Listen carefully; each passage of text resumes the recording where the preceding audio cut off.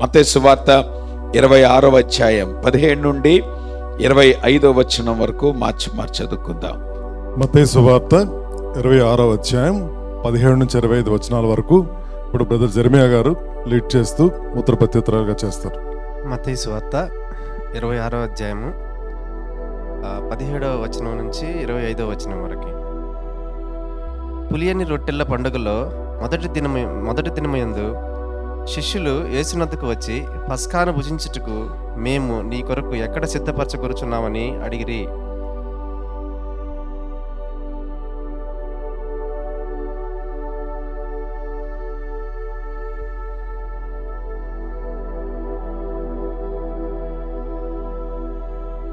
యేసు తమ ఆజ్ఞాపించిన ప్రకారము శిష్యులు చేసి పస్కాను సిద్ధపరిచిరి.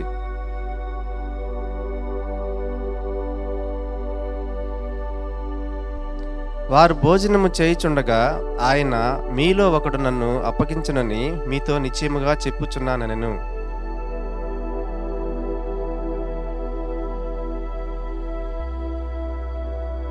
ఆయన నాతో కూడా పాత్రలో చెయ్యి ముంచిన వాడెవడో వాడే నన్ను అప్పగించువాడు.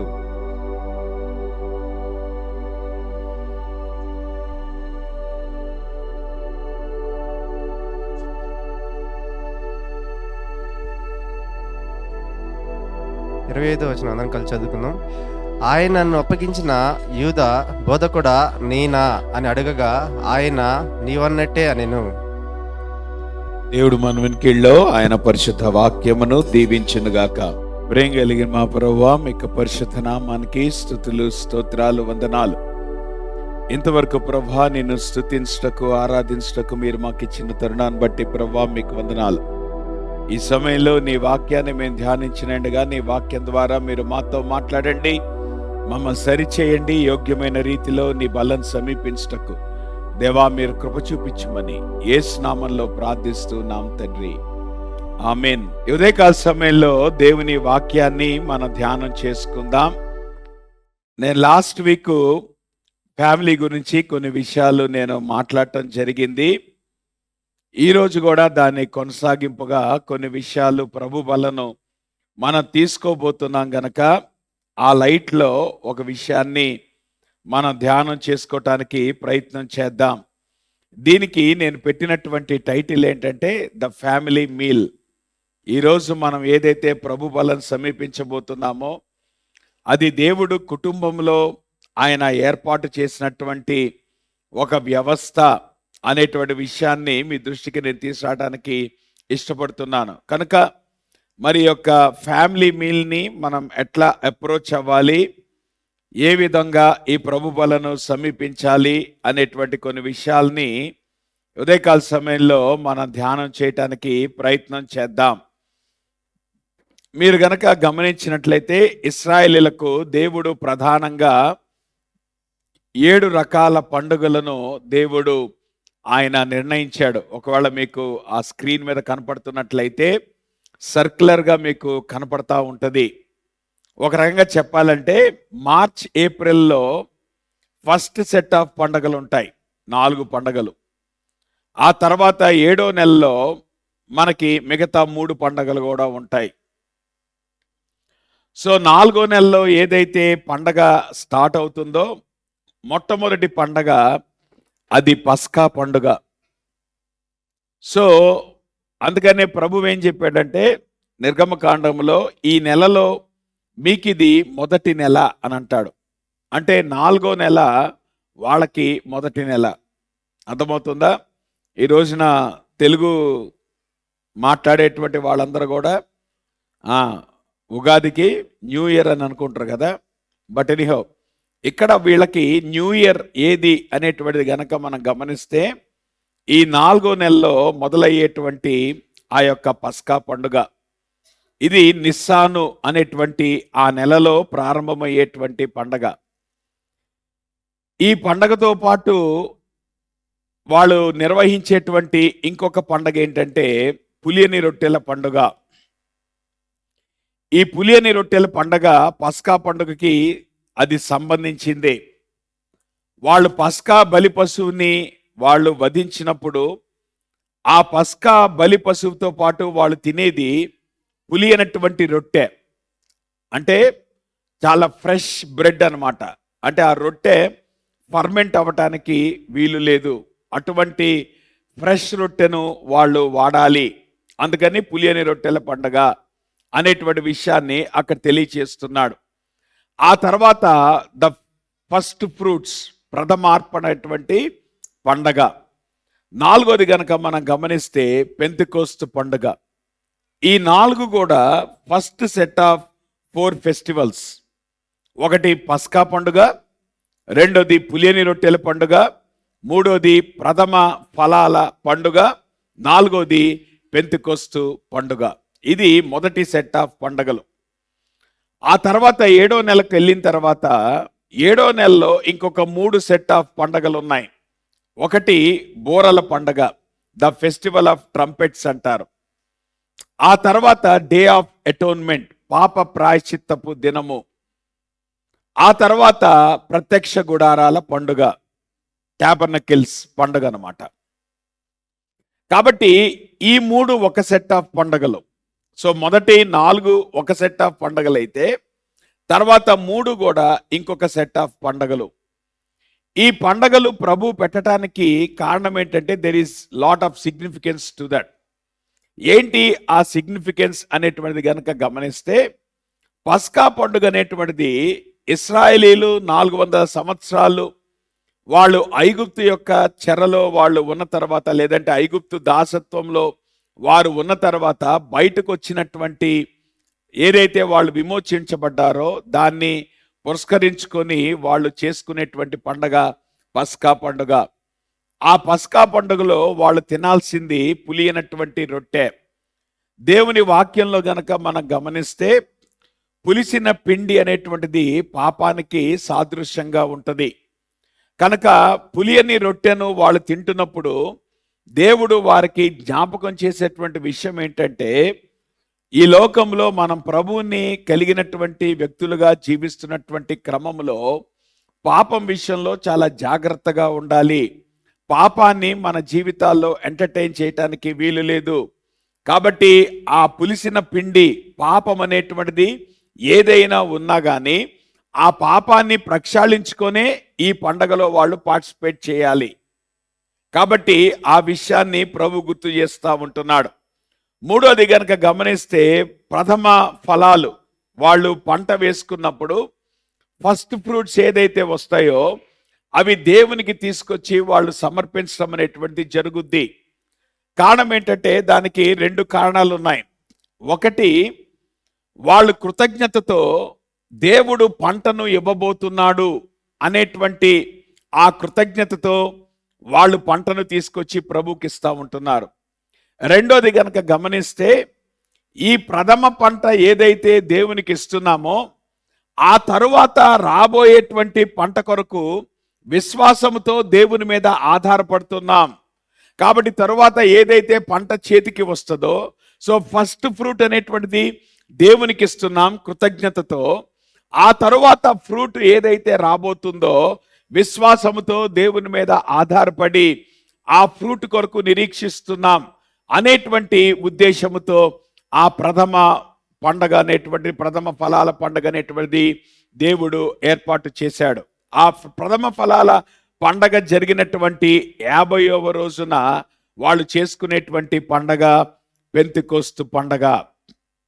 ఆ తర్వాత మనం గమనిస్తే బూరల పండగ అనేటువంటిది దేని కొరకంటే, వాళ్ళని సెకండ్ సెట్ ఆఫ్ ఫెస్టివల్స్ కొరకు వాళ్ళని అలర్ట్ చేయటం కొరకు.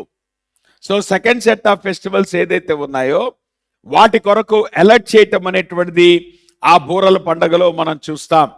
ఎందుకు వాళ్ళు అలర్ట్ చేయబడ్డారంటే, వాళ్ళు సమాజంగా వచ్చి ప్రభు దగ్గర తమ పాపాన్ని వాళ్ళు ఒప్పుకోవాలి.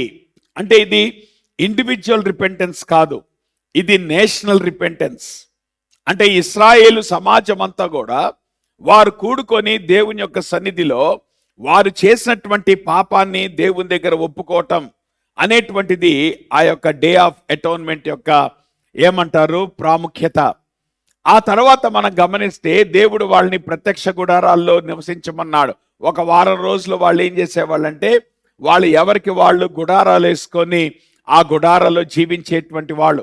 కారణం ఏంటంటే దేవుడు వారిని ఐగుప్తులోండి విమోచించిన తర్వాత 40 సంవత్సరాలు వాళ్ళు అరణ్యంలో బ్రతికారు. 40 సంవత్సరాలు వాళ్ళు అరణ్యంలో బ్రతికిన తర్వాత అప్పుడు కనాను దేశంలోకి వాళ్ళు ప్రవేశించారు.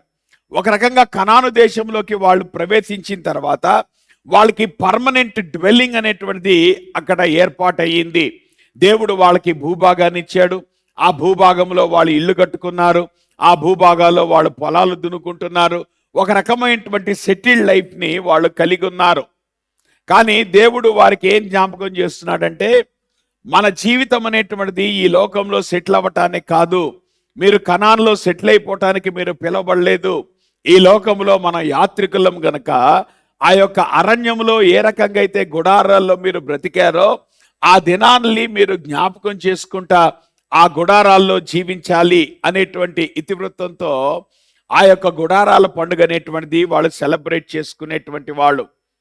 ఇది ఒక ఆస్పెక్ట్ అయితే, ఇంకొక ఆస్పెక్ట్ గనక మనం గమనిస్తే యేసుక్రీస్తులో ఈ పండుగ అనేటువంటిది ఏ రకంగా అది నెరవేర్చబడింది అనేటువంటి సిగ్నిఫికెన్స్ మనం గనక గమనిస్తే, యేసు ప్రభువారు సిలువ వేయబడింది పస్కా పండుగ రోజున. నా మాట మీకు అర్థమవుతుందా? పస్కా పండుగ రోజున యేసు ప్రభువారు ఆయన అప్పగించబడ్డాడు. ఆ తర్వాత మరుసటి రోజు ఆయన సిలువ వేయబడ్డాడు. కాబట్టి పస్కా పండుకున్నటువంటి ప్రాధాన్యత ఏంటి అనేటువంటిది గనక మనం గమనిస్తే, అంతకుముందు వాళ్ళు ఓల్డ్ టెస్టమెంట్ టైమ్స్ అంతట్లో కూడా ప్రతి సంవత్సరము వాళ్ళు పస్కా పండుగని ఒక జంతువుని వాళ్ళు సమర్పించడం ద్వారా ఆ పస్కా పండుగని వాళ్ళు సెలబ్రేట్ చేసుకునేటువంటి వాళ్ళు. కానీ ఒకానొక దినమున స్వయంగా దేవుని కుమారుడైనటువంటి యేసుక్రీస్తు వారు ఆయన మన పాప ప్రాయశ్చిత్త నిమిత్తమై ఆయన మరణించినటువంటి ఆ యొక్క పస్కా బలి పశువుగా ఆయన మరణించాడు అనేటువంటి విషయాన్ని మనం అర్థం చేసుకోవాలి. ఆ తర్వాత రెండోది కనుక గమనిస్తే, పస్కా బలి పశువుగా అర్పించబడినటువంటి యేసు ప్రభువారు ఆయన పాపము లేనటువంటి వాడు. ఆయన పాపము లేనటువంటి వాడు గనుకనే ఆయన మన పాప ప్రాయశ్చిత్తం కొరకు ఆయన మరణించడానికి ఆయన అర్హుడయ్యాడు అనేటువంటి విషయాన్ని అది మనకి జ్ఞాపకం చేస్తూ ఉంటుంది. ఆ తర్వాత మూడోది గనక మనం గమనిస్తే, యేసు ప్రభువారు ఆయన మరణించి మరణములో నుండి ఆయన ప్రథమ ఫలముగా ఆయన ముందు ఆయన తిరిగి లేచాడు. He is the first fruits of resurrection అంటాం. అంటే పునరుద్ధానం అనేటువంటి ప్రక్రియ యేసుక్రీస్తులో ప్రారంభమైంది. యేసుక్రీస్తు వారు ప్రథమ ఫలముగా ఆయన ముందు పునరుద్ధానుడయ్యాడు గనుకనే ఆ తర్వాత వరుస క్రమంలో సంఘము మనము తర్వాత పునరుద్ధానం చెందుతాం. ఆ తర్వాత యూదులు వాళ్ళు రెండవ రాకల్లో వాళ్ళు పునరుద్ధానం చెందుతారు. ఆ తర్వాత 1000 ఏళ్ల పరిపాలన అయిన తర్వాత ద అన్సేవ్డ్ డెడ్ వాళ్ళందరూ కూడా వాళ్ళు పునరుద్ధానం చెంది వాళ్ళు నరకంలోకి, నిత్య నరకాగ్నిలోకి వాళ్ళు వెళ్ళిపోతారు అనేటువంటి విషయాన్ని మనం గమనించినప్పుడు, ఈ యొక్క ఫేజెస్ లో ఏదైతే పునరుద్ధానం జరగబోతుందో ఆ పునరుద్ధానానికి ప్రథమ ఫలముగా యేసు ప్రభువారు ఆయన తిరిగి లేచినటువంటి దినం అది the festival of first fruits. ఆ తర్వాత మనం గమనిస్తే ఎగ్జాక్ట్ గా ఆ యొక్క ప్రథమ ఫలాల పండుగ జరిగిన తర్వాత 50వ రోజున పెంతెకోస్తు పండుగ దినం నాడు సంఘము ప్రారంభించబడింది. సంఘం అనగా క్రీస్తు యొక్క శరీరం. ఆయన క్రీస్తు సంఘానికి ఆయన శిరస్సు అయి ఉన్నాడు. కాబట్టి సంఘం యొక్క ప్రారంభం ఏ రోజున జరిగింది? పెంతెకోస్తు పండుగ దినమున జరిగింది. అంటే ఒక రకంగా చెప్పాలంటే ఈ 4 పండుగలు కూడా they are connected to the first coming of Christ. యేసుక్రీస్తు యొక్క మొదటి రాకడకు కనెక్ట్ అయినటువంటి ఫెస్టివల్స్ ఈ 4 ఫెస్టివల్స్. యేసు ప్రభువారు మొదటి రాకడలో ఆయన వచ్చినప్పుడు ఈ 4 విషయాలు నెరవేర్చబడ్డాయి. ఆయన పస్కా బలి పశువుగా ఆయన చనిపోవటం జరిగింది. పాపము లేనివానిగా, పాపరహితుడుగా ఆయన సిలువ మీద మరణించాడు. అంత మాత్రమే కాదు, ఆయన మరణించి ఆయన పునరుద్ధానుడై ప్రథమ ఫలముగా ఆయన తిరిగి లేచాడు. అంత మాత్రమే కాదు, ఆ యొక్క సంఘం అనేటువంటిది ఆయన పునరుద్ధానం చెందిన తర్వాత సంఘము ప్రారంభించబడింది. కారణం ఏంటంటే యేసు ప్రభువారు ఆయన తిరిగి లేచాడు గనక ఇప్పుడు ఆయన తిరిగి లేచినప్పుడు ఆయన సంఘానికి శిరస్సు అయ్యాడు గనక అప్పుడు సంఘము ప్రారంభించబడింది. కాబట్టి ఈ 4 పండగలు కూడా they are connected to the first coming of Christ. మిగతా ఎన్ని పండగలు మిగిలే? 3 పండగలు మిగిలాయి. ఈ 3 పండగలు కూడా దేని కనెక్ట్ అయినాయి? యేసు ప్రభు యొక్క రెండవ రాకడ కనెక్ట్ అయినాయి. యేసు ప్రభు రాకళ్ళలో ప్రథమంగా వినబడేది ఏంటి? నా మాట మీకు అర్థమవుతుందా? బోర, కడబోర మ్రోగగానే. ఈవెన్ మనము తెస్సలోనికీయులకు రాసిన పత్రికలో కూడా ఆ కడబోర మ్రోగినప్పుడు సంఘము ఎత్తబడుతుంది. అలానే రెండవ రాకళ్ళలో కూడా మనం గమనిస్తే ఆ యొక్క బోర మోగినప్పుడు ఆ కొన నుండి ఈ కొన వరకు దేవదూతలు ప్రత్యక్షమవటం అనేటువంటిది యేసు ప్రభు వారి యొక్క రెండవ రాకడ అనేటువంటిది మనం గమనిస్తాం. కాబట్టి ట్రంపెట్స్ అనేటువంటివి దేని కొరకు అలర్ట్ చేస్తున్నాయి? To the second coming of Jesus Christ. ఆ తర్వాత మనం గమనిస్తే పాప ప్రాయశ్చిత్తపు దినము. యేసు ప్రభు వారు మొదటి రాకడలో ఆయన వచ్చినప్పుడు ఎందుకు రాజ్యము స్థాపించలేదంటే కారణం ఏంటంటే ఇశ్రాయేలీలు సమాజముగా వాళ్ళు యేసు ప్రభునందు విశ్వాసం ఉంచలేదు. ఆ మాటకొస్తే సమాజముగా వాళ్ళు యేసు ప్రభుని వాళ్ళు ధిక్కరించారు, వాళ్ళు యేసు ప్రభుని తృణీకరించారు. యేసు ప్రభు యొక్క దైవత్వాన్ని, యేసు ప్రభు యొక్క రాజరికాన్ని వాళ్ళు తృణీకరించారు గనక యేసు ప్రభు వారు ఆయన మొదటి రాకళ్ళలో రాజ్యము స్థాపన చేయలేదు. కానీ రెండవ రాకళ్ళలో గనక మనం గమనిస్తే ఆ 7 ఏండ్ల శ్రమకాలంలో జరిగేటువంటి ఈవెంట్స్ అన్ని కూడా దేని కొరకు డిజైన్ చేయబడ్డాయంటే for the national repentance of Israel. అంటే ఇశ్రాయేలీలు వాళ్ళు నేషన్ గా ప్రభు వైపు తిరగాలి, వాళ్ళు సమాజముగా కూడి వాళ్ళు పశ్చాత్తాపడి వాళ్ళు ప్రభుని ఆహ్వానించకపోతే ప్రభు ఆయన రెండవ రాకల్లో రాడు. అందుకనే ఆ 7 ఏళ్ల శ్రమకాలంలో జరిగేటువంటి విషయం ఏంటి అనేటువంటిది కనుక గమనిస్తే ఇశ్రాయేలు సమాజముగా వాళ్ళు ప్రభు వైపు చూసి నువ్వు మాకు కావాలి, మా మెస్సయ్యగా నువ్వు మాకు కావాలి అని వాళ్ళు ఎప్పుడైతే వాళ్ళు యేసు ప్రభు దగ్గర వాళ్ళు ఒప్పుకుంటారో అప్పుడేం జరుగుద్ది? యేసు ప్రభు వారు ఆయన రెండవ రాకల్లో వస్తాడు అనేటువంటి విషయాన్ని మనము అర్థం చేసుకోవాలి. ఆ తర్వాత ప్రత్యక్ష గుడారాల్లో జీవించడం అనేటువంటిది అది మిల్లేనియల్ కింగ్డమ్ కి సాదృశ్యంగా ఉంది అనేటువంటి విషయాన్ని మనం అర్థం చేసుకోవాలి. కాబట్టి మీకు అర్థమైందా? దేవుడు వారికి ఏమంటారు, అనాలోచితంగానో లేదంటే ట్రెడిషనల్గా ఆయన వారికి ఆ పండగలు ఇవ్వలేదు. ఆ పండగలు వారికి ఇచ్చినప్పుడు దేవునికి ఆయన సర్వాధికారంలో ఆయన ప్రణాళికలు ఈ రకంగా నెరవేర్చబడ్డాయి. కాబట్టి ఈ రోజున గనక మనం గమనిస్తే మనం ఇప్పుడు దేని కొరకు ఎదురు చూస్తున్నాం? ప్రభు యొక్క పాలన మనం సమీపిస్తున్నప్పుడు మొదటి రాకడ కొరకు చూస్తున్నామా, రెండవ రాకడ కొరకు చూస్తున్నామా? అర్థమవుతుందా? అందుకనే ఇశ్రాయేలీలకి యాక్చువల్గా వాళ్ళ క్యాలెండర్లో మొదటి సెట్ ఆఫ్ 4 ఫెస్టివల్స్ ఏదైతే ఉన్నాయో అక్కడ వాళ్ళ సేక్రెడ్ క్యాలెండర్ ప్రారంభమవుతుంది, రిలీజియస్ క్యాలెండర్ ప్రారంభమవుతుంది. మతపరమైనటువంటి క్యాలెండరు నిస్సాను నెలలో వాళ్ళకి ప్రారంభమవుతుంది. కానీ సివిల్ క్యాలెండర్ అనేటువంటిది 7వ నెలలో వాళ్ళకి ప్రారంభమవుతుంది. కాబట్టి 2 రకాలైనటువంటి క్యాలెండర్స్ వారికి ఉన్నాయి. కారణం ఏంటంటే యేసు ప్రభు యొక్క మొదటి రాకడ, యేసు ప్రభు యొక్క రెండవ రాకడకి రెండిటికి కూడా కనెక్ట్ అయినటువంటి విషయాన్ని మనము అర్థం చేసుకోవాలి. అయితే ఈ రోజున గనక మనం గమనిస్తే పస్కా పండుగ అనేటువంటిది యేసు ప్రభు యొక్క ఏమంటారు కుటుంబానికి సంబంధించింది అనేటువంటి విషయాన్ని నేను చెప్పటానికి కారణం ఏంటంటే జాగ్రత్తగా గమనించండి. ఐగుప్తు మీద వచ్చినటువంటి 10 తెగుళ్ళలో చివరి తెగులు ఏంటి చెప్పండి? ప్రథమ సంతానము చనిపోవటం. ఏ ప్రథమ సంతానం? ప్రతి ఐగుప్తీల కుటుంబంలో, ఈవెన్ టు ద క్యాటిల్, జంతువుల్లో కూడా, వారికి ఉన్నటువంటి జంతువుల్లో కూడా ఫస్ట్ బోర్న్ అనేటువంటి చనిపోవటం అనేటువంటిది మనము గమనిస్తాం. అంటే ఒక రకంగా చెప్పాలంటే చివరి ప్లేగ్ అనేటువంటి దేనికి సంబంధించింది? ఫ్యామిలీకి సంబంధించింది. ఆ మాటకు వస్తే మొదటి 9 ప్లేగుల్లో కూడా ఫరో కదల్చబడలేదు. కానీ 10వ ప్లేగ్ దగ్గరికి వచ్చేటప్పటికి ఆయన కదల్చబట్టడానికి కారణం ఏంటి? ఆయన ఇంట్లోకే వచ్చింది మరణం.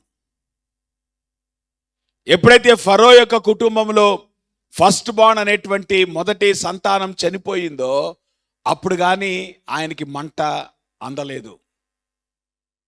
నా మాట మీకు అర్థమవుతుందా?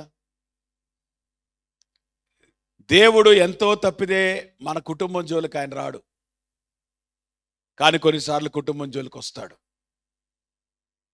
ఎందుకంటే మిగతా విషయాల్లో మనం గనక స్టబర్న్గా ఉంటే, ఫరో మిగతా 9 విషయాల్లో చాలా స్టబర్న్గా ఉన్నాడు.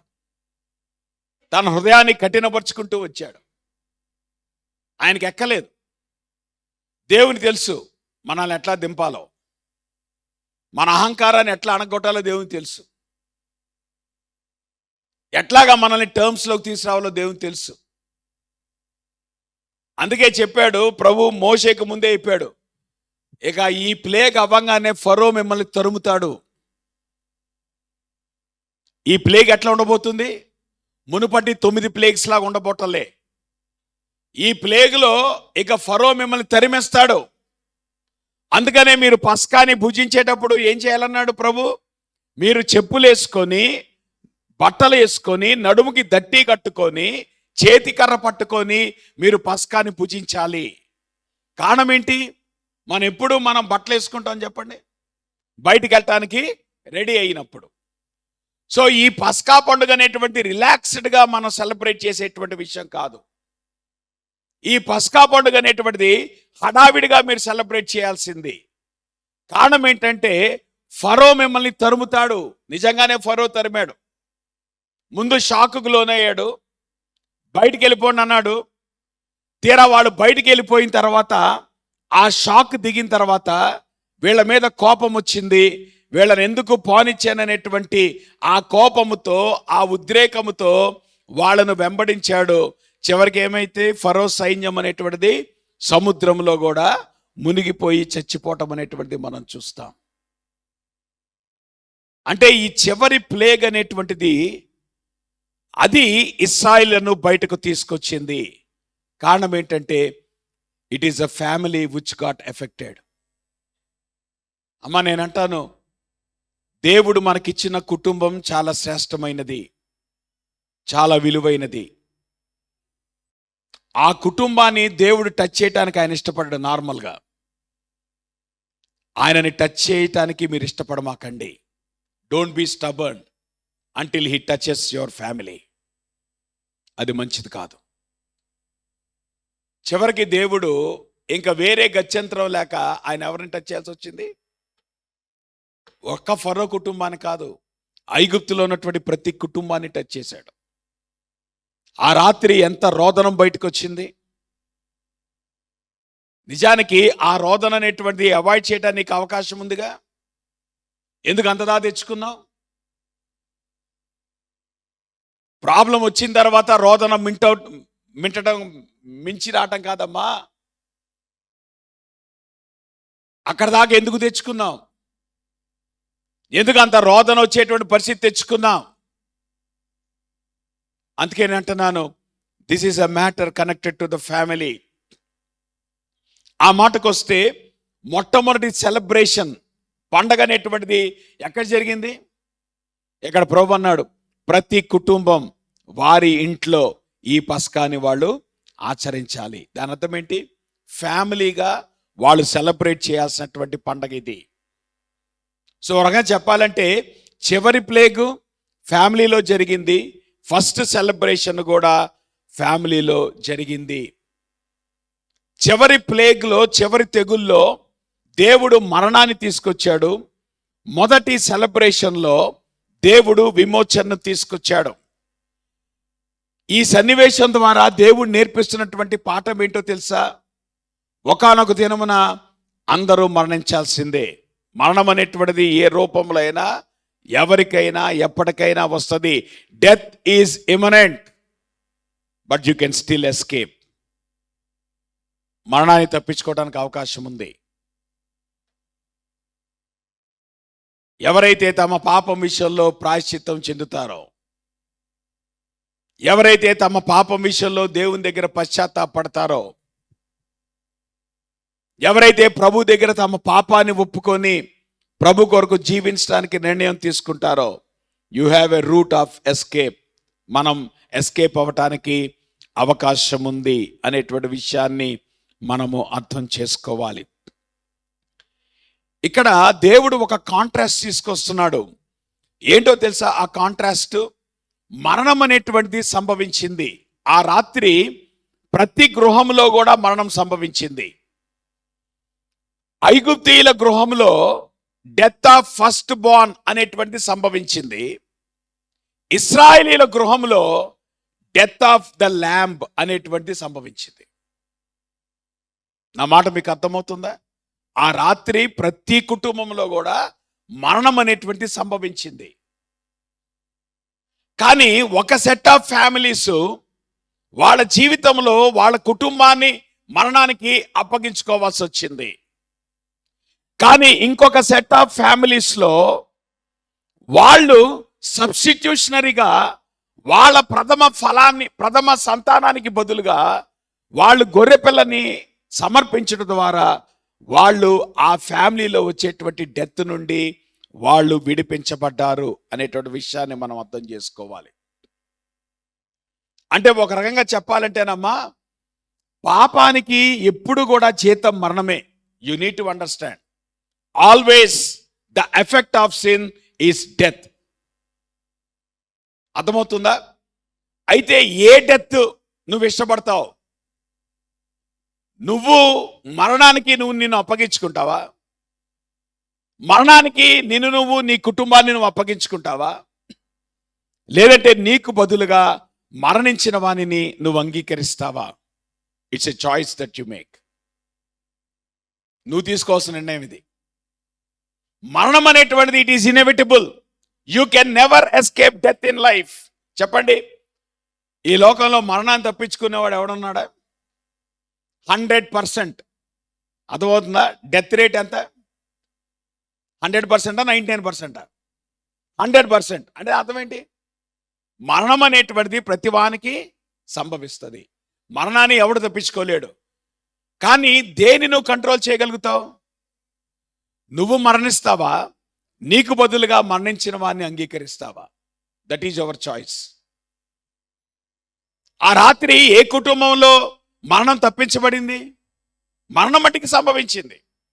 నేను చెప్పా కదా, పాపం అనేటువంటిది ఎప్పుడు కూడా మరణానికే దారి తీస్తుంది. Sin in any form will always leads to death. కాబట్టి పాపము చేసినప్పుడు మీరు దృష్టిలో పెట్టుకోండి, మరణం అనేటువంటిది సంభవిస్తుంది. That's all. ఇక దానికి వేరే విరుగుడు లేదు. పాపానికి వచ్చు జీతం మరణం. అది దేవుని వాక్యం చెప్పే సత్యం. కానీ ఈ మరణం అనేటువంటిది నువ్వు అప్పగించుకునేదా, లేదంటే నీ కొరకు అప్పగించుకున్న వాని దగ్గర నుండి నువ్వు తప్పించబడేదా? That is your choice. ఆ రాత్రి ఐగుప్తీయుల కుటుంబాల్లో మరణం రావడానికి కారణం ఏంటి?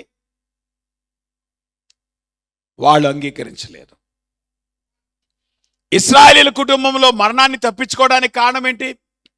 వాళ్ళు మంచోళ్ళు కాబట్ట, వాళ్ళు గొప్పోళ్ళు కాబట్ట, లేదా మన మాటలు చెప్పాలంటే వాళ్ళు క్రిస్టియన్స్ కాబట్ట,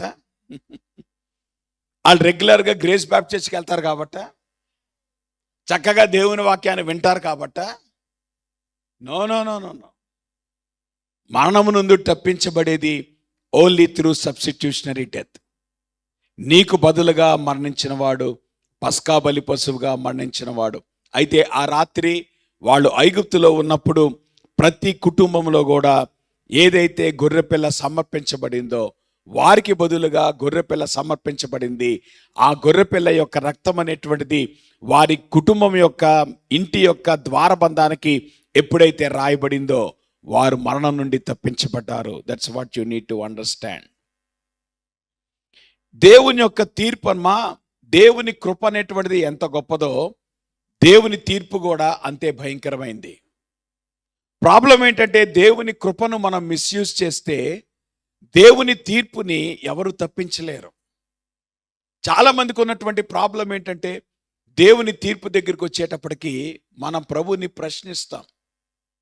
కానీ ప్రభు అంటున్నాడు, ముందెందుకు కృపని నువ్వు నిరర్థకం చేశావు? దేవుడు ఎన్ని అవకాశాలు ఇచ్చాడు, ఫరోకి ఎన్ని అవకాశాలు ఇచ్చాడు, ఐగుప్తీలకి ఎన్ని అవకాశాలు ఇచ్చాడు, వాళ్ళు ఎంత హేళన చేశారు. మరి ఇవన్నీ అయిన తర్వాత ఒకానొక దినమున ఏమైపోయింది? ప్రతి కుటుంబము కూడా ఎఫెక్ట్ చేయబడిందే, ప్రతి కుటుంబంలో మరణం అనేటువంటిది సంభవించిందే. ఆ రాత్రి అంత దుఃఖం అనేటువంటిది, ఏడుపు అనేటువంటిది ఐగుప్తు అంతటా వినపడటానికి కారణం ఏంటి? దేవుని తీర్పు వచ్చినప్పుడు ఎందుకు భయపడుతున్నావు? దేవుని కృపను నువ్వు నిరర్థకం చేస్తే, దేవుని తీర్పుని నువ్వు అపహాస్యం చేసి దానికి లాభమేమీ లేదు. ఒకవేళ దేవుని తీర్పులోకి నువ్వు ప్రవేశించకుండా ఉండాలంటే దేవుని కృపను నువ్వు వాడుకోవటం నీకు చేత కావాలి. ఆ రోజు ప్రభువు ఆయన యానిమల్స్ యొక్క ఏమంటారు లైఫ్ స్టాక్ను కూడా దేవుడు వదిలిపెట్టలా. కారణం ఏంటో తెలుసా? ఐగుప్తీల యొక్క దేవుళ్ళందరూ కూడా వాళ్ళు యానిమల్స్ రూపంలో తయారు చేసుకున్నటువంటి దేవుళ్ళే. మీకు గుర్తుందా? ఇశ్రాయేలు సేనాయి కొండ దగ్గరికి వచ్చినప్పుడు వాళ్ళు ఏం తయారు చేసుకున్నారు? దూడను తయారు చేసి. ఎక్కడిది అలవాటు వీళ్ళకి? ఎక్కడ చూశారు వీళ్ళు? 400 సంవత్సరాల సహవాసం కదా. ఈ లోకంలో మనకి 50 సంవత్సరాల సహవాసం కదా. కొంతకాలం అయిన తర్వాత మనలో ఏం కనబడుతూ ఉంటుంది? ఎవడు చెప్పక్కర్లా, వచ్చేస్తాయి ఆ ఛాయలు కదా. ఏమొస్తుంది? ఎక్కడి నుండి వస్తుంది ఈ ఛాయ? ఉదయం లేచినప్పుడు నువ్వు బతికేది లోకంలో, నువ్వు జీవించేది లోకంలో, నువ్వు జీవించేది లోకం యొక్క ఇన్ఫ్లుయెన్స్లో. ఇక లోకం ఇన్ఫ్లుయెన్స్ చేయకుండా ఏం చేస్తుంది? కాబట్టి దూడలను ఎందుకు అక్కడ దూడ ఎందుకు తయారు చేసుకున్నారు? వాళ్ళు యానిమల్స్ని దేవునిగా వాళ్ళు కొలిచేటువంటి వాళ్ళు కనుక. ఆ రాత్రి దేవుని యొక్క తీర్పు వచ్చినప్పుడు దేవుడు వారి కుటుంబాలని వదిలిపెట్టలా, వారి జంతువులను కూడా వదిలిపెట్టలా. ఈ అన్నిటి ద్వారా దేవుడు వారికి బలంగా నేర్పిస్తున్నటువంటి ఒక పాఠం ఏంటో తెలుసా? ఆయన తప్పే వేరే దేవుడు లేడు. He is the one and only God in the entire universe. అది ఇశ్రాయేలీయులు తెలుసుకోవాలి, అది ఐగుప్తీయులు కూడా తెలుసుకోవాలి. కాబట్టి ఈ ప్రక్రియ ద్వారా దేవుడు ఆయన ఈ గొప్ప కార్యాన్ని ఆయన చేస్తున్నాడు అనేటువంటి వాస్తవాన్ని మనము అర్థం చేసుకోవాలి. ఇక్కడ మనం గమనించాల్సింది ఏంటంటే, ఎందుకు వాళ్ళు పస్కాని వాళ్ళు సమీపించారు? ఈరోజు మనం ఎందుకు ప్రభు బలని సమీపిస్తున్నామంటే జాగ్రత్తగా గమనించండి. ఈ లోకంలో మన యొక్క ప్రైమరీ ఫోకస్ లోకం నుండి తప్పించబడటం కాదు. నా మాట మీకు అర్థమవుతుందా? ఐగుప్తులోండి వాళ్ళు తప్పించబడినప్పుడు వాళ్ళ కళ్ళ ముందు ఏం కనబడింది? ఐగుప్తు గొప్పతనమా, దేవుని యొక్క గొప్పతనమా? ఇప్పుడు నెక్స్ట్ వాళ్ళు ఎవరితో జర్నీ చేయబోతున్నారు? ఐగుప్తీలతోనా, దేవునితోనా? చెప్పండి, ఏది డేంజరస్? ఐగుప్తుతో ప్రయాణమా, దేవునితో ప్రయాణమా? నా మాట మీకు అర్థమవుతుందా? ఈ లోకంలో దేవునితో ప్రయాణమే ప్రమాదం. కాబట్టి ఇప్పుడు దేవునితో ప్రయాణం చేసినప్పుడు ఈ దేవుని నుండి నువ్వు తప్పించబడాలి. ఏ దేవుడు? దహించు అగ్ని అయినటువంటి దేవుడు. ఏ దేవుడు? పరిశుద్ధతను చూసే కన్నులు కలిగినటువంటి దేవుడు. ఏ దేవుడు? పాపమును అసహించుకునే దేవుడు. ఏ దేవుడు? అబద్ధాలను అసహించుకునే దేవుడు. ఇప్పుడు ఇటువంటి దేవునితో ఈ లోకంలో జీవించాలంటే ప్రతిరోజు కూడా ఈజీ అంటారా, కష్టం అంటారా? అమ్మా, క్రైస్తవ జీవితం అంటే లోకం నుండి తప్పించబట్టం కాదు. మీకు సంగతి చెప్పనా, లోకం నుండి తప్పించబట్టం పెద్ద విశేషమేం కాదు. మనం అనుకుంటున్నాం పొద్దు లేచిన దగ్గర నుండి, పాస్టర్ గారు ఈ ప్రాబ్లం అండి, ఆ ప్రాబ్లం అండి, వదిలిపెట్టండి. ఈ లోకంలో ప్రాబ్లమ్స్ కంటే అతి పెద్ద ప్రాబ్లం ఏంటో తెలుసా? పరిశుద్ధుడైన దేవుణ్ణి తట్టుకొని నువ్వు నిలబడటం. It's not an easy thing.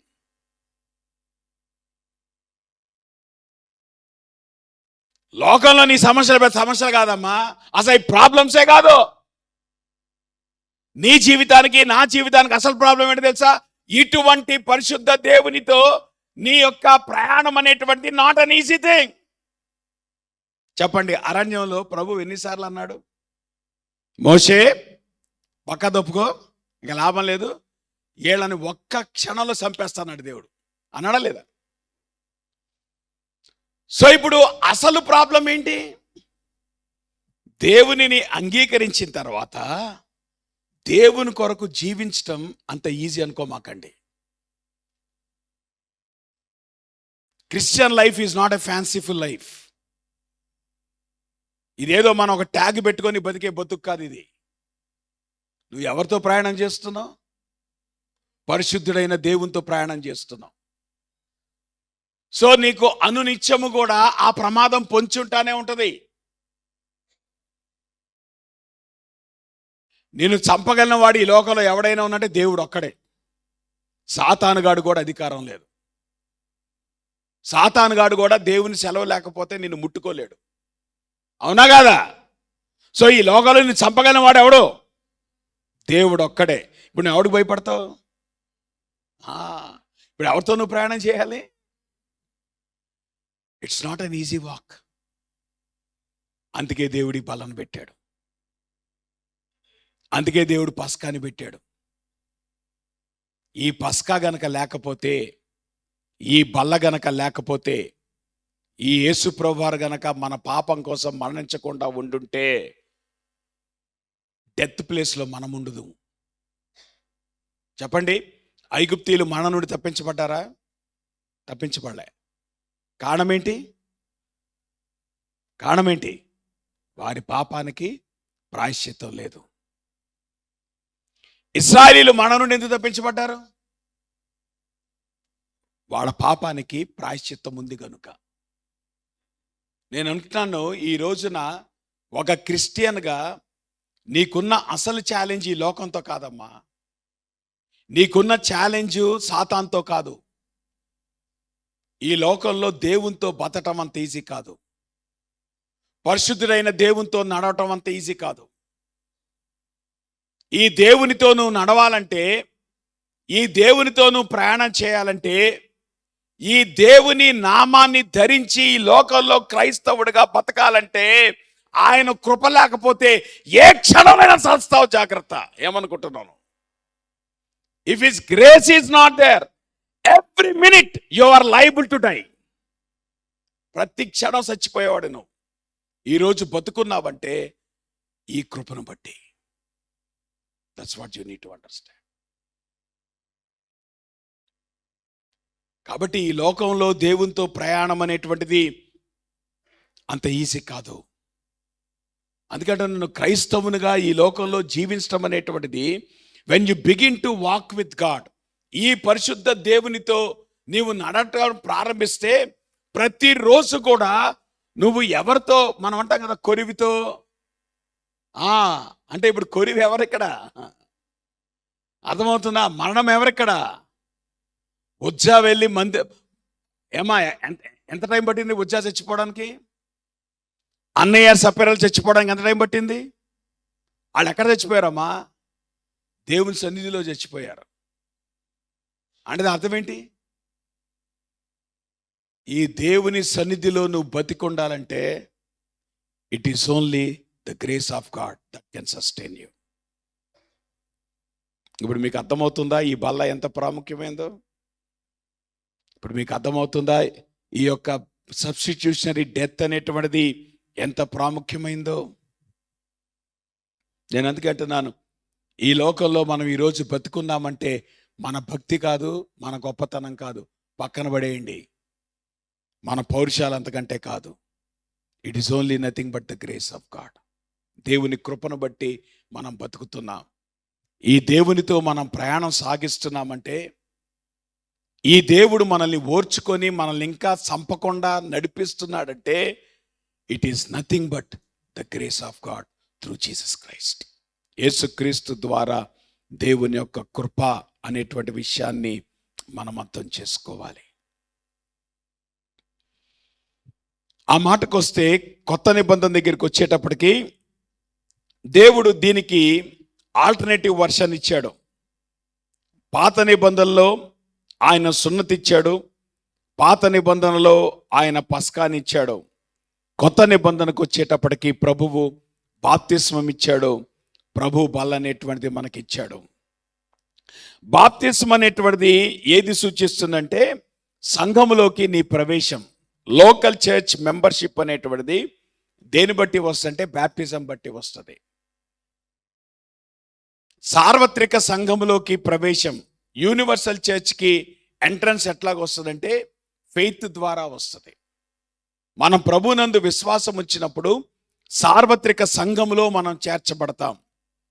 మనం బాప్తిసం తీసుకున్నప్పుడు స్థానిక సంఘంలో చేర్చబడతాం. అంటే వరగా చెప్పాలంటే బాప్తిసం తీసుకోకపోతే you are not the member of the local church, you may be the member of the universal church. సార్వత్రిక సంఘంలో మనం సభ్యులం కావచ్చు, కానీ స్థానిక సంఘంలో సభ్యత్వం అనేటువంటిది, స్థానిక సంఘములో ప్రవేశం అనేటువంటిది బ్యాప్టిజం ద్వారానే జరుగుద్ది. ఆ తర్వాత దేవుడు ఏం చేశాడు? ప్రభు బల్లనిచ్చాడు. ప్రభు బల్ల సంఘముగా ఇచ్చాడు. అంటే ఇక్కడ మనము ఇండివిజువల్గా ఇంట్లో తీసుకునేది కాదు. ప్రభు బల్ల అనేటువంటిది ఎవరికి వాళ్ళ ఇంట్లో తీసుకునేది కాదు. ప్రభు బల్ల అనేటువంటిది సమాజంలో తీసుకునేది, కుటుంబముగా తీసుకునేది. నా మాట మీకు అర్థమవుతుందా? మనం ఈ పస్కా పండుగను కనుక మనం గమనిస్తే, ప్రభు బలను కనుక గమనిస్తే, always it is connected to the family. కుటుంబానికి దేవుడు కనెక్ట్ చేశాడు అనేటువంటి విషయాన్ని మనము అర్థం చేసుకోవాలి. ఈ ప్రాసెస్లో దేవుడు ఆయన దేని కొరకు కమిట్ అయ్యి ఉన్నాడు? జాగ్రత్త గమనించండి. ప్రతి ఇంట్లో ఎవరికి వాళ్ళు పస్కాని ఆచరించేటువంటి వాళ్ళు. సో కుటుంబంగా వాళ్ళు తీసుకునేటువంటి వాళ్ళు. అంటే దాని అర్థం ఏంటి? దేవుడు ఎవరిని రక్షించడానికి ఇష్టపడుతున్నాడు? ఇండివిజువల్స్నే కాదు, he wants to save the families also. కుటుంబాన్ని కూడా రక్షించడానికి ఇష్టపడుతున్నాడు. సో కుటుంబంలో రక్షించబడాలంటే ప్రతి ఒక్కరు రక్షించబడాలి. అది దేవుని యొక్క సంకల్పం. సో పస్కాని వాళ్ళు ఆచరించినప్పుడు కుటుంబంలో అందరు మెంబర్స్ ఆచరించారా? కొంతమంది ఆచరించారు. అందరు మెంబర్స్ ఆచరించారు. అందరు మెంబర్స్ ఆచరించారంటే లీడ్ రోల్ ఎవరు తీసుకున్నారు? అక్కడ ఫాదర్ తీసుకున్నాడు. అమ్మ జాగ్రత్త గమనించండి. మనకెందుకో ఉన్నటువంటి ఒక తప్పుడు అభిప్రాయం ఏంటంటే, జాగ్రత్త గమనించండి, మనం ఎట్లాగైతే మన భారతదేశంలో వంట పనిని స్త్రీలకు పరిమితం చేశామో, భక్తిని కూడా ఎవరు పరిమితం చేశాం? అందుకే చర్చెస్ ఎవరు ఎక్కువ కనపడతారు? ఇళ్ళ దగ్గర ప్రార్థన ఎవరి బాధ్యత? స్త్రీల బాధ్యత. అవునా? దేవుని వాక్యం ఏం చెప్తుందో తెలుసా? కుటుంబానికి యాజకుడు ఎవరంటే ఎవరమ్మా? తల్లి కాదు. ఏం పెంపకం అనేది అంటానికి కాదు, చూడు ఎట్ట పెంచావో అంటానికి కాదు. కుటుంబానికి యాజకుడు తండ్రి. అది బిబ్లికల్ మోడల్. సో కుటుంబాన్ని అంతటి కూడా పస్కాలో లీడ్ చేసేది ఎవరు? It is the father. Leadership role ఎవరిది? ఫాదర్ది. మీ తెలుగు భాష గారు మా ఆయనకి ఏం చేత కదండి అనమాకండి. మీ కుటుంబానికి యజమాని మీ భర్త. మీ కుటుంబానికి యజమాని మీ తండ్రి. It's always the father. Is a spiritual leader and head of the home. He is a priest of the home.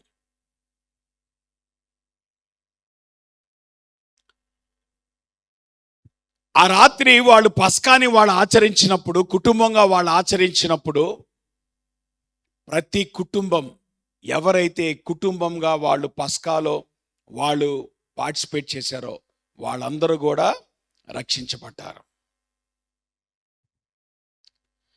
అమ్మా నేను అంటాను, పురుషులారా, you need to take the role of spiritual leadership in homes. ఈరోజు సంఘాల్లో నాయకత్వం కనబడపోవటానికి కారణం ఏంటి? ఎందుకు పురుషులు నాయకులుగా కనపడలేదు? ప్రార్థన చేయండి బ్రదర్ అనగానే కాదండి సిస్టర్ గారికి ఇవ్వండి. ఏమ్మా బ్రదర్స్ ఎందుకు ప్రార్థన చేయలేకపోతున్నారు? మీకు ప్రార్థన రాదా? నేర్చుకోలేదా? దేవునితో సంబంధం తెలీదా మీకు? కుటుంబాల్లో ఫాదర్స్గా మీరు స్పిరిచువల్ రోల్ కనుక తీసుకోకపోతే అది దేవుడు ఎప్పటికీ ఒప్పుకోడు. కాబట్టి men need to stand up as spiritual priests of the home.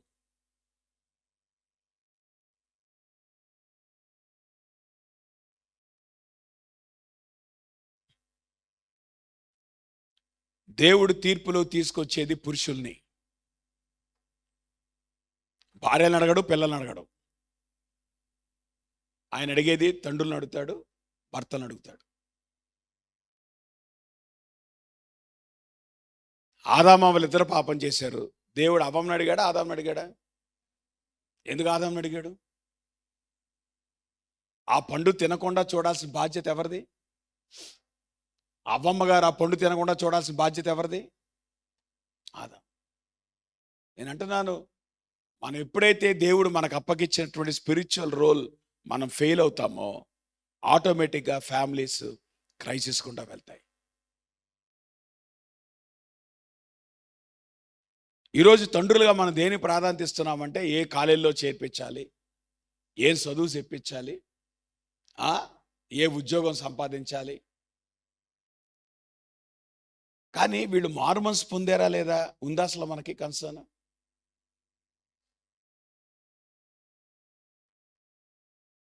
మీ పిల్లల ఆధ్యాత్మిక జీవితం కొరకు తాపత్రయపడుతున్నాం మనం?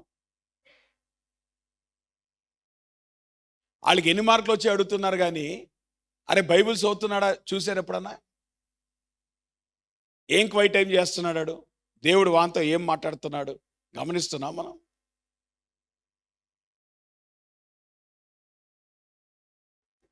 దేవుని వాక్యం చాలా స్పష్టంగా చెప్తుంది, యాజ్ ఎ ఫ్యామిలీ ఎదుర్కోవాల్సినటువంటి ప్రక్రియ ఇది.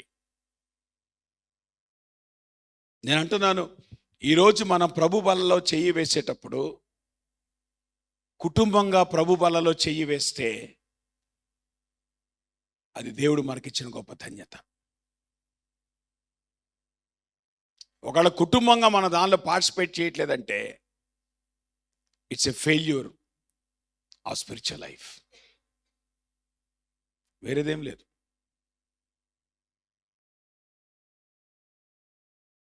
స్పిరిచువల్ లైఫ్ మన ప్రయారిటీ కాకపోతే, స్పిరిచువల్ వాక్ మన ప్రయారిటీ కాకపోతే మనం ఎట్లాగా అభివృద్ధిలోకి వస్తాం? కారణం ఏంటంటే చెప్పండి, ప్రభు బలలో గనక వాళ్ళు చెయ్యి వేయకపోతే ఏమి కాచుకొని ఉంది వారి కొరకు? మరణం కాచుకొని ఉందమ్మా.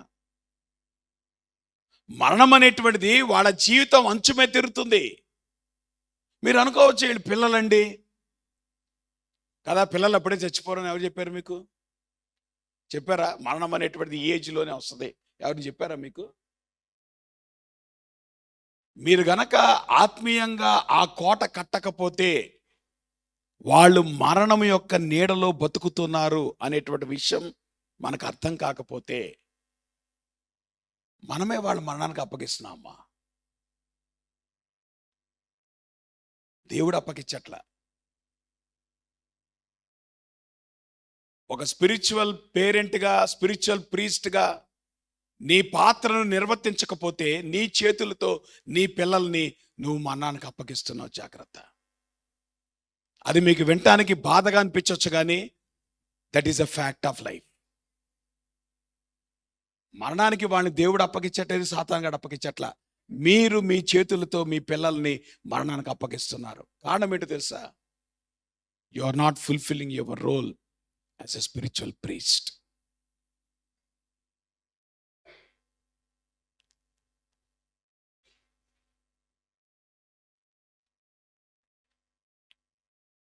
దేవుడు జరిగించాడు ఇంకో విచిత్రం ఏంటో తెలుసా? జాగ్రత్తగా గమనించండి. 9 ప్లేగ్స్లో కూడా, 9 తెగుళ్ళలో కూడా ఐగుప్తీయులకి టచ్ అయింది కానీ ఇశ్రాయేలుకి టచ్ అవ్వలేదు. వాళ్ళు అక్కడే ఉన్నారు గోషేన్ దేశంలో. ఎవరిళ్ళ మీద తెగులు వచ్చింది? ఐగుప్తీయుల మీదకి. ఎవరింటి మీదకి ప్రాబ్లం వచ్చింది?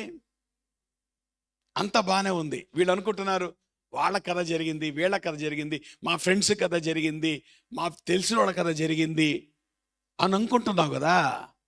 చివరికి ఎవరింటికి వచ్చింది? ఇప్పుడు మనం ఎవరింటికి వచ్చింది? ప్రతి ఒక్కరింటికి వచ్చింది. 10వ ప్లేగ్ దగ్గరకు వచ్చేటప్పటికి బై నెసెసిటీ డెత్ అనేటువంటిది ప్రతి ఫ్యామిలీ చుట్టూ ఉందా? ఓన్లీ ఇశ్రాయేల్ ఐగుప్తీయుల చుట్టే ఉందా? ఆ రాత్రి గనక ఇశ్రాయేలీలు గనక ఆ పాపానికి గనక ప్రాయశ్చిత్తం చెల్లించకపోతే ఐగుప్తీయులు చచ్చిపోయినట్టు వాళ్ళు కూడా చచ్చిపోయేటువంటి వాడు. మిగతా ప్లేగ్స్ లో వాళ్ళు అనుకొని ఉండొచ్చు, పర్లేదండి మా దగ్గరికి రాలేదు కదమ్మా. ప్రాబ్లం యొక్క ఇంటెన్సిటీ మనకి ఎప్పుడు అర్థమవుతుంది? పక్కన ఇంట్లో ప్రాబ్లం జరిగితే మనమే అనుకుంటాం అయ్యో పాపం అనుకుంటాం. అదే ప్రాబ్లం నీకొస్తే కింద మీద పడిపోతావు.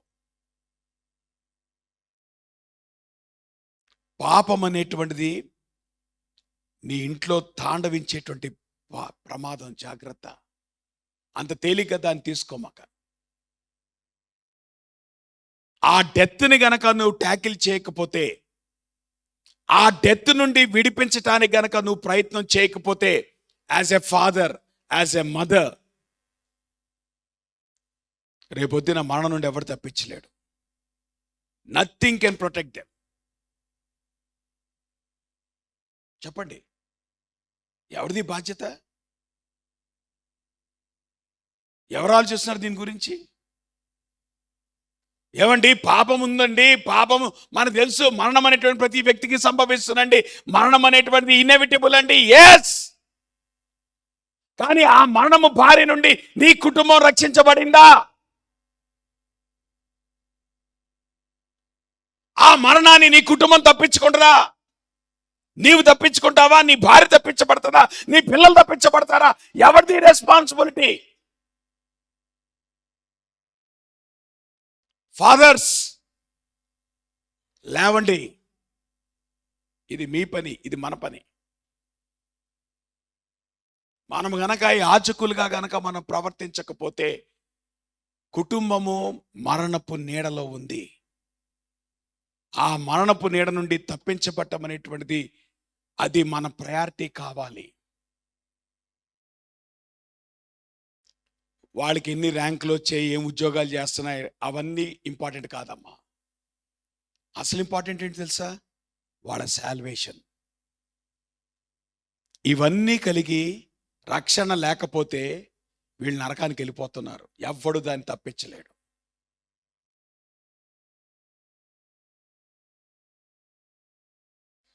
ఈరోజు ఒకవేళ ప్రభు బలలో మీరు ఇండిపెండెంట్గా మీరు పార్టిసిపేట్ చేస్తుంటే it's a challenge. As a family ఏం చేయగలుగుతావు నువ్వు? ఎవరు రక్షిస్తారు ఈ కుటుంబాన్ని? ఈ పండగ ప్రభు ఏర్పాటు చేసి ఇండివిజువల్స్ కాదు. మీరు ఇండివిజువల్గా వచ్చి మీరు పార్టిసిపేట్ చేయడానికి కాదు. As a family you need to come. ఒకవేళ ఫ్యామిలీగా మనం రాలేకపోతుంటే ఇప్పుడు మనం ఆలోచించాలి, ప్రభువా ఏం చేయాలి? పాదాలు పట్టుకోండి, ప్రభు పాదాలు.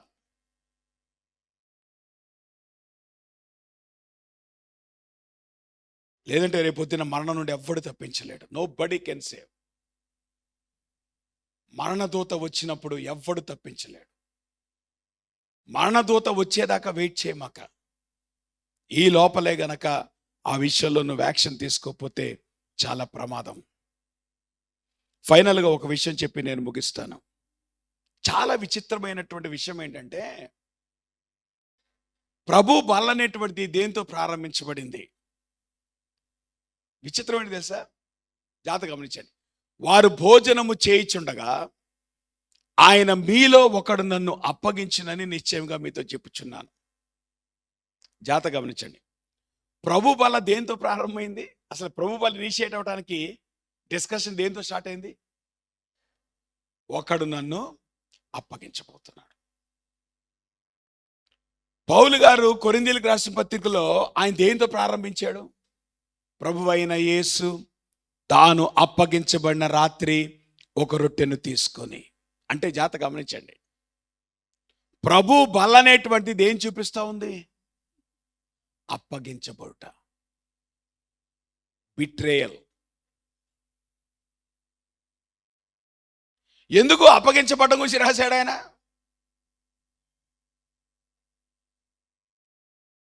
యేసుప్రభు వారి యొక్క జీవితంలో చివరి రోజు, చివరి గడియ,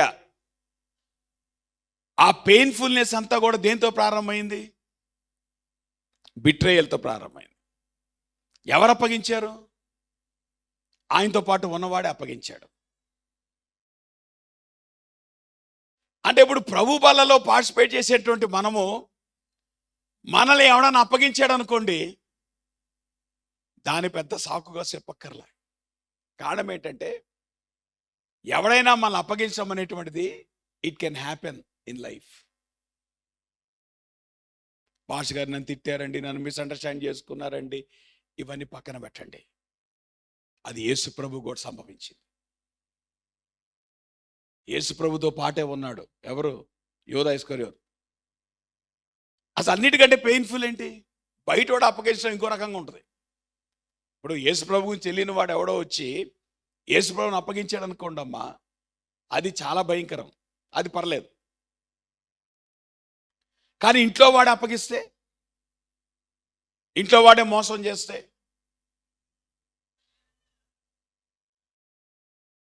అంటే ఇప్పుడు మనం ప్రభు బల తీసుకోబోతున్నప్పుడు దేని కూడా సిద్ధపడాలి? ఈవెన్ బెట్రేయల్ కూడా సిద్ధపడాలి.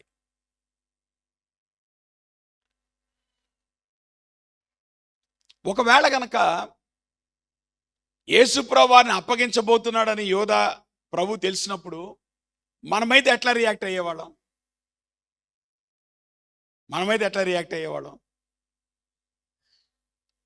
ఎంత కోపం వచ్చేది మనకి, ఎంత అసహ్యం వచ్చేది మనకి. తట్టుకోగలుగుతావు నువ్వు? కానీ యేసుప్రభు వారు ప్రభు బలను ప్రారంభించాడు ఆ బాధతో. దేన్ని ప్రారంభించాడు ఆయన? తన జీవితంలో అత్యంత భయంకరమైనటువంటి మోసం జరిగినప్పుడు ఆయన కొంచెం కూడా రియాక్ట్ అవ్వలేదమ్మా. ఎంతగా ఆయన అప్పగించినప్పుడు ఆయన పల్లెత్తు మాట అనలే. మరి మనకెందుకు వస్తున్న పౌరుషం?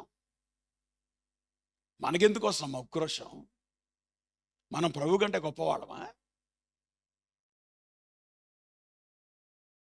ప్రభు బలలో చేసేటప్పుడు క్షమాపణ అంటే నీకు అర్థమైందా? యేసుప్రభు వారు ఏమైనా బెటర్గా ఆయన ప్రవర్తించాడా? పోనీ యోధాతో పరుషంగా ఒక్క మాట అయినాడా? పోనీ కనీసం అరే నువ్వు ఎంత నన్ను అన్యాయం చేస్తావా అన్న ఒక్క మాట కూడా అన్నాడా యేసుప్రభు వారు? ఏమంటారు దాన్ని? మరి ఇప్పుడు ప్రభు బలని మనం అదే స్పిరిట్తో మనం పార్టిసిపేట్ చేస్తున్నామా? అదే యాటిట్యూడ్తో మనం ప్రభు బలని తీసుకుంటున్నామా?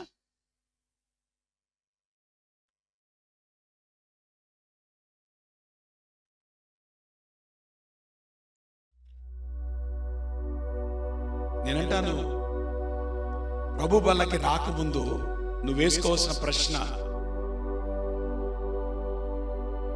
నువ్వు నిజంగా యేసు ప్రభు కొరకు జీవిస్తున్న వాడవా, లేంటే యూదా లాంటి వాడవా?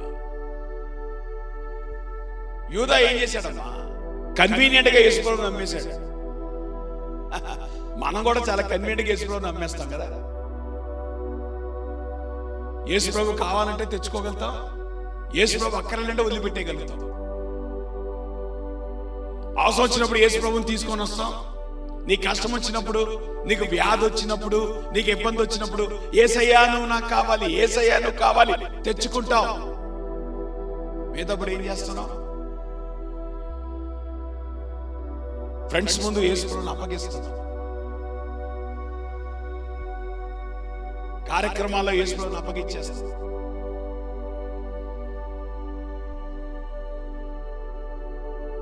ఈ బలలో నువ్వు ఎట్లా పార్టిసిపేట్ చేస్తున్నావు?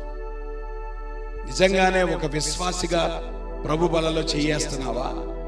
యూదా లాంటి బతుక మన బతుకు. యూదా చాలా కన్వీనియంట్ గా ప్రభువుని అప్పగించాడు. మిగతా 3.5 సంవత్సరాలు ప్రభువుని వాడుకున్నాడు. మన మాట చెప్పాలంటే ప్రభువుని వాడుకుంటాము మనం. ప్రభువుని వాడుకున్నాడే ప్రభువుని అప్పగించేస్తాడు. ప్రభు కొరకు జీవించేవాడు ప్రభువుని అప్పగించలేడు. ఎవడైతే ప్రభువుని వాడుకుంటున్నాడో వాడు అవసరమైనప్పుడు వాడుకుంటాడు, అక్కర్లేనప్పుడు వదిలిపెట్టేస్తాడు. వీడు ప్రభువుని వాడుకునేవాడు. ఈరోజు ప్రభు వల్ల నువ్వు వెంట చేస్తున్నావు.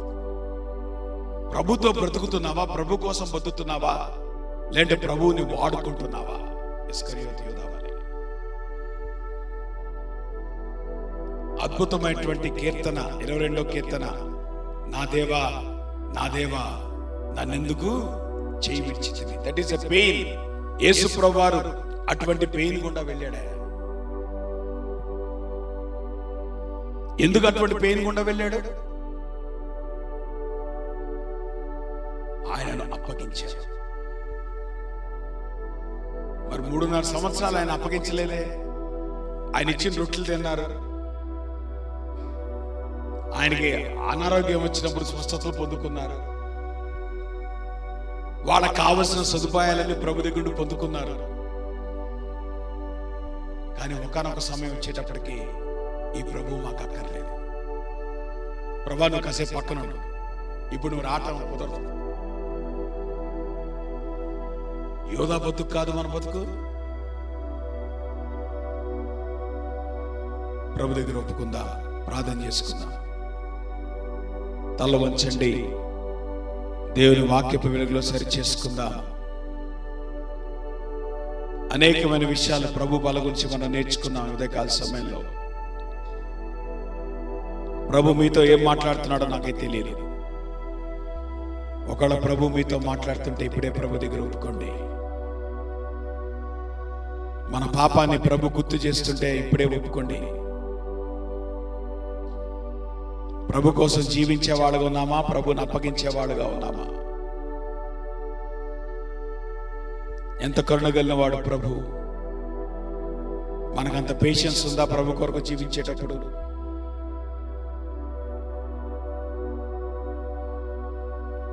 ఎంత క్షమాపణ ప్రభువులో మనం చూస్తున్నాం.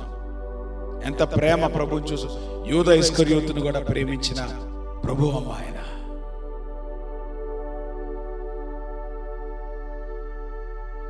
ఎందుకు మనం ప్రేమించలేకపోతున్నాం? ఎందుకు అంత అహంకారం? ప్రభు దగ్గర ఒప్పుకుందామా? సరి చేసుకుందామా? నీ కుటుంబానికి దేవుడిని యాజకుడిగా పెట్టాడు. ఉదయకాల సమయంలో ప్రభు బల సమీపించుకుందాం. ప్రభు దగ్గర ఒప్పుకుందాం. అయ్యో ప్రభు, యాజకునిగా నా పాత్ర నేను చేయట్లేదేమో. రక్షించు ప్రభా, నా బిడ్డలు రక్షించు, నా కుటుంబాన్ని రక్షించు. ప్రభుని అడుగుదామా? అనేకమైన అంశాలు ప్రభు మాట్లాడాడు. ఉదయకాల సమయంలో మీతో ప్రభు ఏం మాట్లాడాడు దాన్ని ప్రభు దగ్గర ఒప్పుకోండి. ప్రభు దగ్గర సెర్చ్ చేసుకోండి. ఈ దేవునితో ప్రయాణం మీరు అనుకున్నంత స్మూత్ గా ఉండదు. ఈ దేవునితో ప్రయాణం ప్రమాదమే, అందులో ఏమాత్రం సందేహం లేదు.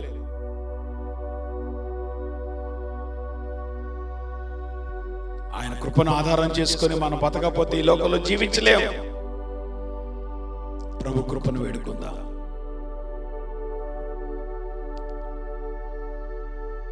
ప్రేగలిగిన మా ప్రభువా, మీకు పరిశుద్ధ నామానికి స్తుతులు, స్తోత్రాలు, వందనాలు. ఉదయకాల సమయంలో నీ పాద సన్నిధికి వస్తూ ఉంటున్నాం. ప్రభువా, నీ బలను సమీపించుటగా మీరు మాతో మాట్లాడుతుండగా ప్రభువా, మా ప్రతి పాపాన్ని సరిచేయండి. ఎక్కడైతే ప్రభువా మేము ఫెయిల్ అవుతున్నామో ఆ విషయాలను మేము సరి చేసుకోవటానికి ప్రభువా మీరు కృప చూపించండి.